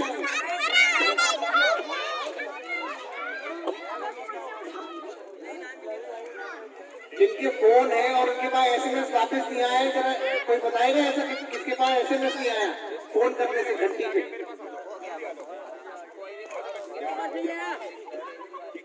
तुम्हारे पास नहीं आया, किसके पास नहीं आया एसएमएस?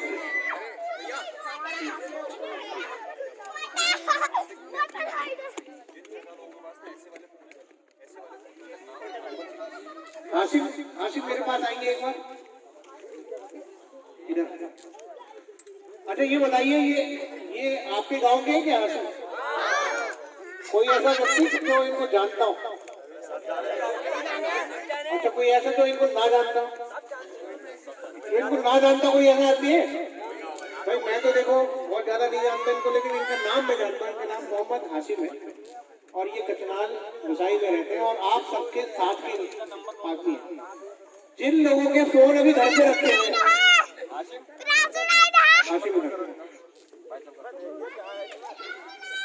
हाशिम उन सबको नंबरों को नोट करेंगे, उनका नाम नोट करेंगे